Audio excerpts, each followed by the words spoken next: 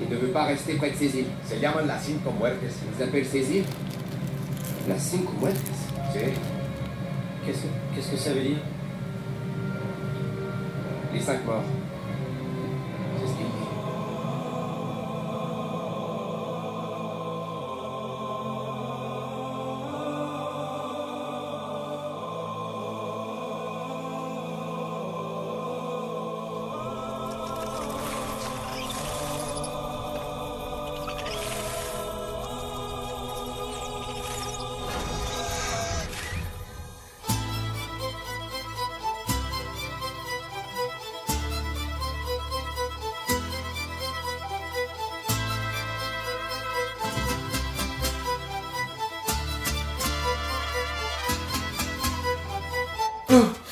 C'est quoi ce bordel? Je suis où là? C'est qui tous ces gens? J'étais encore bourré, c'est ça? Oh merde! Non, sérieux! Voilà, je suis mort. Super. Non mais c'est chiant, ça fait je sais pas combien de temps que j'ai pas sauvegardé. Excusez-moi, s'il vous plaît. Non, parce que je pense qu'il y a une erreur là. Parce que déjà, je vois pas pourquoi je serais mort, déjà. Et puis moi, je suis athée. C'est-à-dire que normalement, il devrait y avoir rien, quoi. C'est genre que dalle, quoi. Décès, fin du game. Quoi? Ah non, mais par contre, non, je comprends pas. Je parle pas le... Putain. Bon, déjà, je suis mort. Mais en plus, je suis mort en espagnol. Très bien. Bon. Salut à tous mes chers petits camarades, aujourd'hui j'aimerais vous parler d'un gros nounours latino, virtuose de la caméra, de ce qu'est un artiste et des vilains gros blockbusters commerciaux. Mais pas seulement.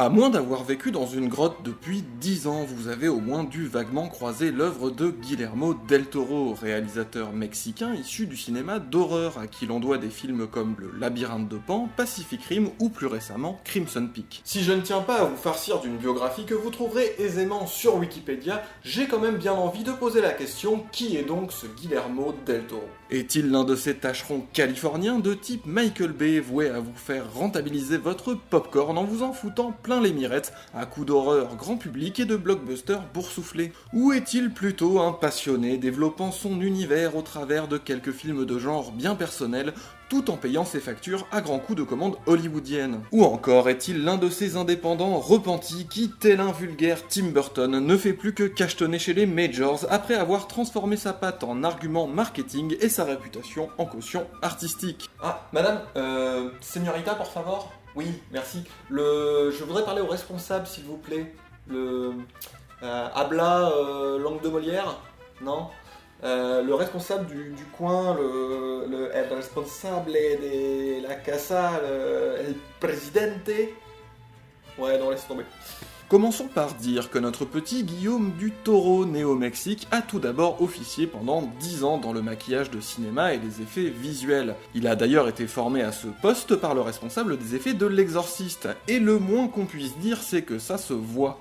Une formation technique de bon petit artisan qu'il n'a jamais mise de côté. En effet, il suffit de regarder un de ses making-of pour constater son implication dans la conception des effets visuels, du cahier des charges au croquis, en passant par la supervision et la participation aux sculptures, aux peintures ou aux retouches informatiques. Tout ce travail de petites mains qui œuvre à concrétiser les visions les plus fofolles. Un certain amour des effets réels, donc tout à fait rafraîchissant à l'ère du tout numérique.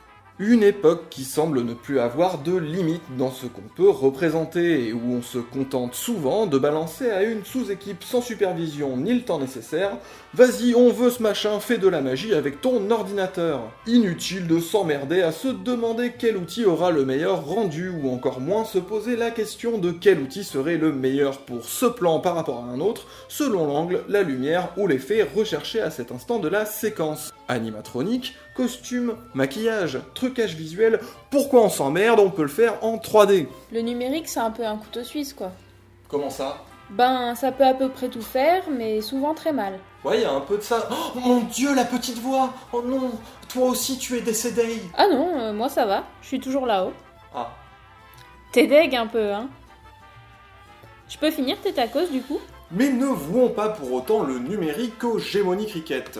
Laissons ça aux lecteurs de Télérama les plus dénués d'âme et incapables de ressentir la moindre émotion face à un singe en 3D, aussi réussi soit-il. Del Toro n'a d'ailleurs rien d'un anti-VFX, car soyons honnêtes, cette technologie est parfois la meilleure et permet ce qui nous était impossible avant. Une démarche qui n'est pas sans rappeler George Miller sur son chef-d'œuvre Fury Road, ou même Peter Jackson, lui aussi issu des effets bien artisanaux avec Weta Workshop. Et quand on compare la façon de bosser du néo-zélandais avec celle de son homologue mexicain, pas de quoi s'étonner qu'il ait à l'origine confié la réalisation du Hobbit à Del Toro. T'as bien aimé le Hobbit, hein. Mais oui, mais évidemment, mais ça m'énerve toutes ces critiques de mauvaise foi là. Mais t'aurais préféré que ce soit Del Toro. Oh ouais, putain, tellement. Del Toro accompagne la conception numérique avec le même soin que le reste, lui rendant sa place dans sa vision globale. Ainsi, elle reste intimement liée au cadrage, à la photographie ou au scénario. La prouesse technique des géants de Pacific Rim ne réside pas seulement dans le doigté incomparable des animateurs numériques. Il ne suffit pas d'une excellente équipe VFX pour cela. Il faut une exposition scénarisée qui nous fasse comprendre le fonctionnement de ces machines et ce qu'elles impliquent pour les pilotes. Il faut savoir placer sa caméra au bon endroit et au bon moment pour illustrer la mécanique qui serait sans cela invisible. Il faut savoir choisir la durée de ses plans pour montrer toute la temporalité, aussi lente que puissante qu'implique le moindre mouvement, le moindre déplacement. Et si on a rarement aussi bien senti le poids de ces colosses, ce n'est pas uniquement par la qualité de l'animation, c'est par l'impact des mouvements sur l'environnement, sur la matière au sol, le décor qui s'écrase sous les chutes, la mer déplacée par la masse, le gigantisme quant à lui donné par des indications d'échelle, les bâtiments reconnaissables, les véhicules, les putains de paquebots dans la main. Et tout cela, c'est de la mise en scène, pas un personnage qui dit « Oh mon Dieu, il fait 100 mètres de haut !» Non, puis la musique, quoi. Parce que tout est épique sur cette musique.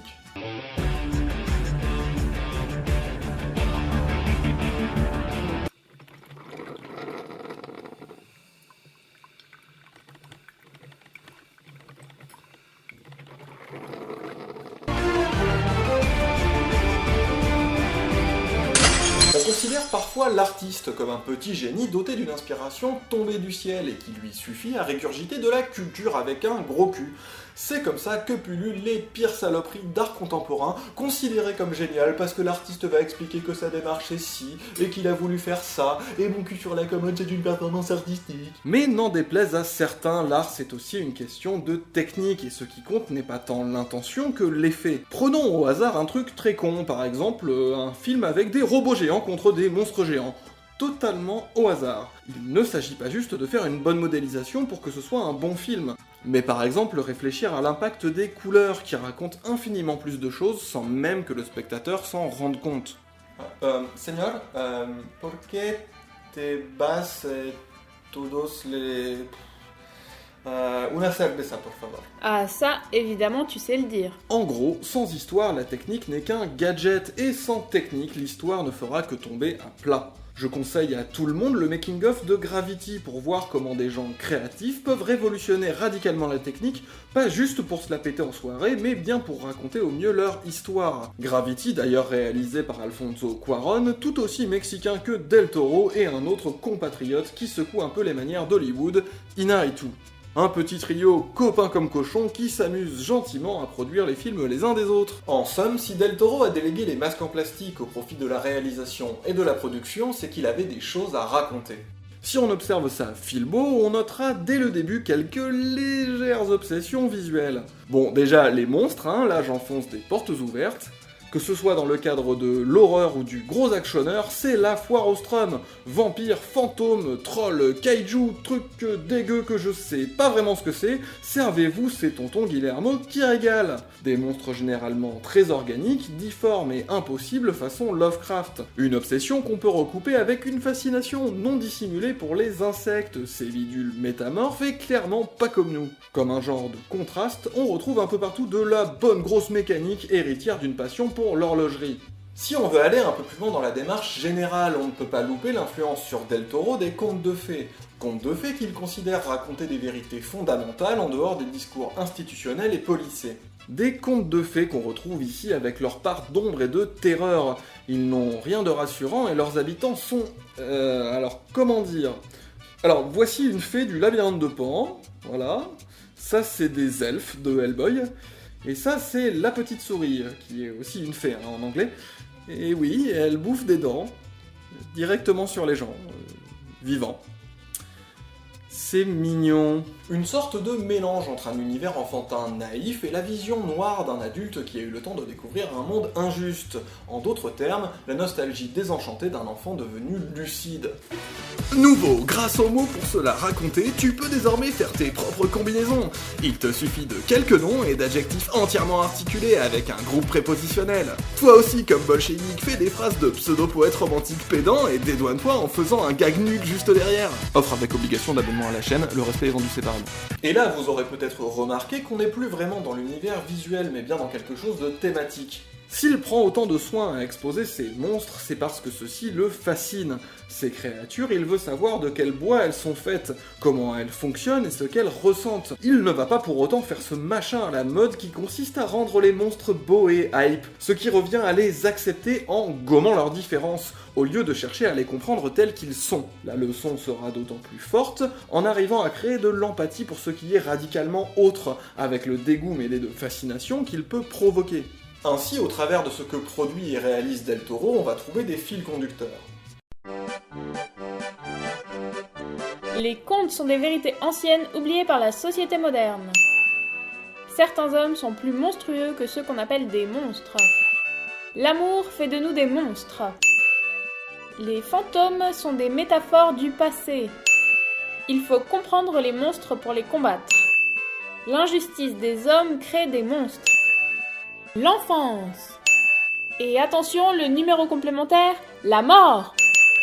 Il y a même beaucoup de politique chez Del Toro.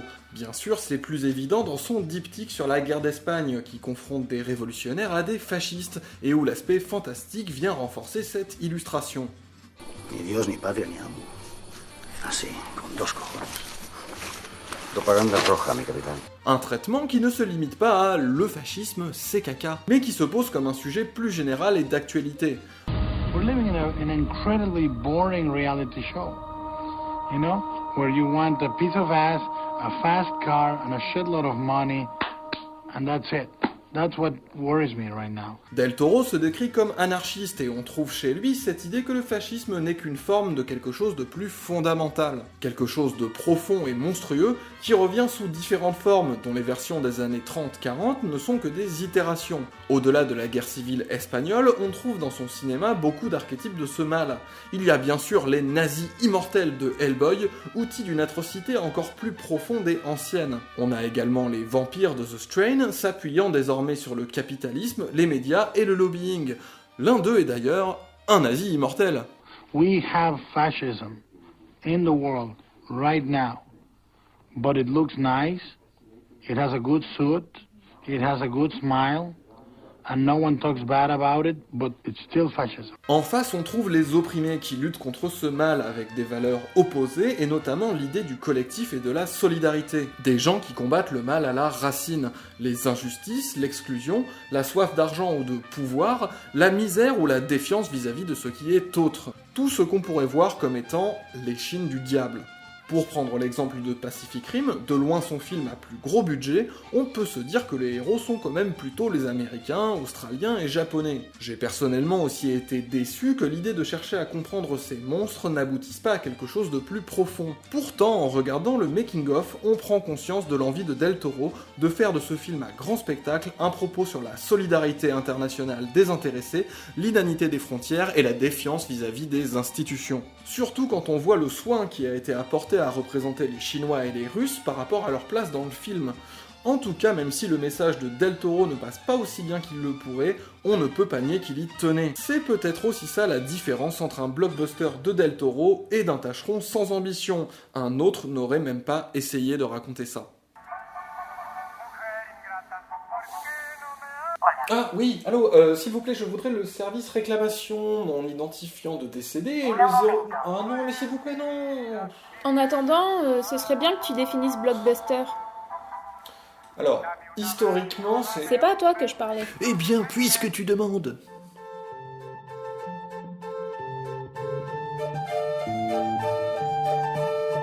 Blockbuster est composé de blocs, ici au sens de quartier, et de buster, l'idée de casser, éclater quelque chose. Il désigne à l'origine une pièce de théâtre si populaire qu'elle fait mettre la clé sous la porte à toutes les autres salles du coin. Figurativement, elle fait péter le quartier, ma gueule. Au cinéma, il désigne des films pourvus d'un budget conséquent, notamment au niveau du marketing. Attention tout de même à un certain flou, car des films à petit budget peuvent exploser le box-office, qu'ils aient eu vocation à le faire ou non. Tout comme d'énormes productions fortement marketées peuvent se viander à la manière de grosses otaries bourrées à la suge, comme le veut l'expression consacrée. Merci Freddy. De rien, Bolché, c'était le pied. N'est-il pas contradictoire de se dire anarchiste et de produire des grosses machines commerciales pétées de pognon ? Sur le tournage de Mimic, Del Toro a très vite compris les difficultés de travailler avec une production contraignante à l'américaine. Cependant, plutôt que d'en être dégoûté, il semble avoir appris de cette expérience. D'ailleurs, Del Toro officie régulièrement en tant que producteur, comme sur Mama, le formidable L'Orphelinat, l'excellent La Légende de Manolo ou un des seuls DreamWorks de qualité. Il a bien conscience que les contraintes des grosses productions demandent de se battre encore plus férocement pour sa vision d'auteur. Et bagarreur, ça il l'est, vu son implication dans ses films et les 40 milliards de projets sur lesquels il travaille. Mais dis-moi, là en gros, on a un réalisateur qui s'implique à tous les niveaux créatifs, quel que soit le budget du film, qui a une vision et un univers bien à lui, qui a aussi des choses à raconter, des thèmes qui reviennent, y compris des trucs très fondamentaux, philosophiques, politiques même. Et en plus, le mec, c'est un passionné qui se bat pour ses films. Oui, et donc ? Et donc ton mec, qu'est-ce qui te permet de dire que c'est pas un auteur et un artiste ? Ben rien. Et du coup, même ces blockbusters, qu'est-ce qui te permet de dire que c'est pas des films d'auteur aussi ? Nada. Oui, allô ? Vous parlez français. Non, je m'appelle pas Gary Sanchez, non. Non, Gary Sanchez, c'est un entrepreneur paraguayen. Oui, il y a clairement erreur sur la personne, oui. Non mais, ok, c'est pas grave, je sais que vous êtes en sous-effectif, mais quand est-ce que je pourrais remonter ? Ok, je patiente.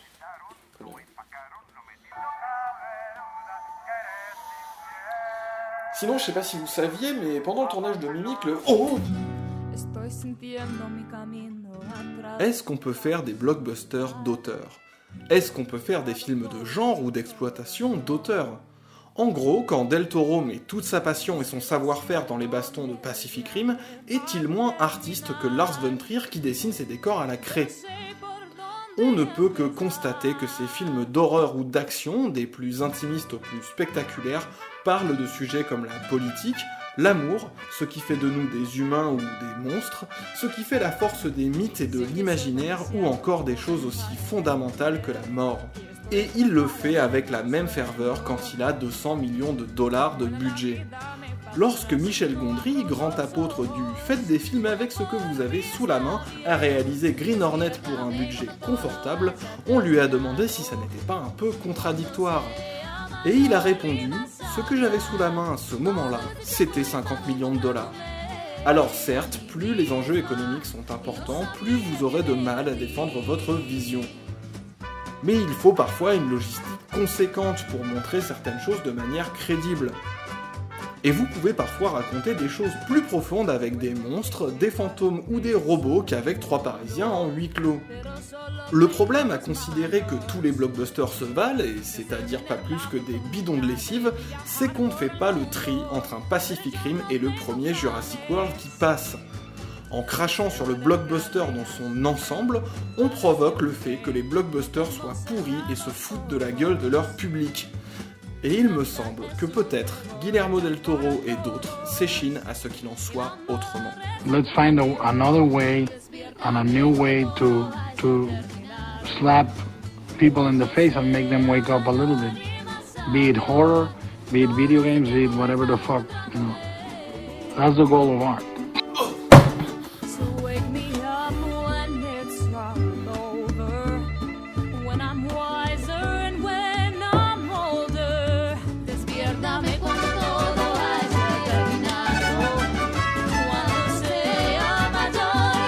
Sinon, je sais pas si vous saviez, mais pendant le tournage de Mimic, le père de Del Toro a été enlevé au Mexique pendant 72 jours contre une rançon.